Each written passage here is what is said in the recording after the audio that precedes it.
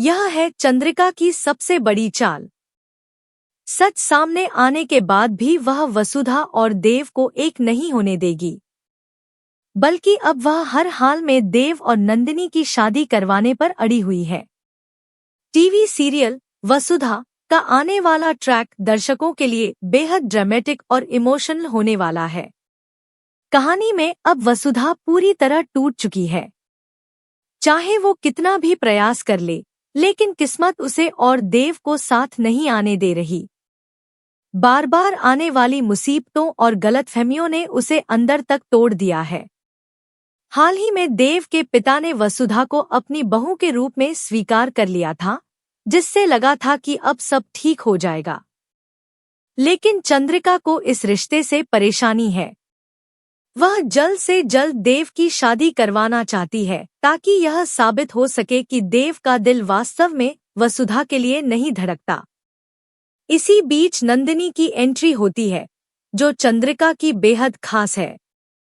आने वाले एपिसोड्स में बड़ा खुलासा होगा कि चंद्रिका और नंदिनी के बीच पहले से एक गुप्त डील चल रही है।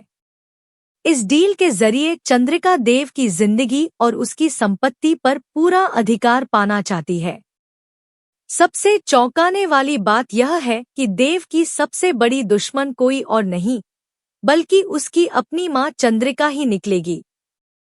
जल्द ही चंद्रिका को अपने पति से पता चलेगा कि देव और वसुधा की शादी हो चुकी है, लेकिन वह इसे मानने से साफ इनकार कर देगी। उसका कहना होगा, देव की पत्नी वही बनेगी जिसे मैंने चुना है, और वो वसुधा कभी नहीं हो सकती। दरअसल चंद्रिका को वसुधा से डर है, क्योंकि अगर वसुधा इस घर की बहू बन गई तो उसकी ताकत और स्थान छिन जाएगा।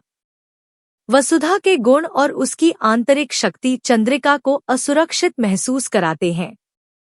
अब चंद्रिका नंदिनी और देव की शादी करवाने के लिए ऐसा कदम उठाने वाली है जो सभी को चौंका देगा। वह वसुधा को घर छोड़ने और देव से रिश्ता तोड़ने के लिए मजबूर कर देगी। देव भी इस बार कुछ नहीं कर पाएगा। कहानी में अगला बड़ा मोड़ तब आएगा जब नंदिनी दुल्हन बनेगी और वसुधा अपना मंगलसूत्र उतारकर चंद्रिका को सौंप देगी। यही पल देव की जिंदगी में एक नई मुसीबत की शुरुआत बनेगा।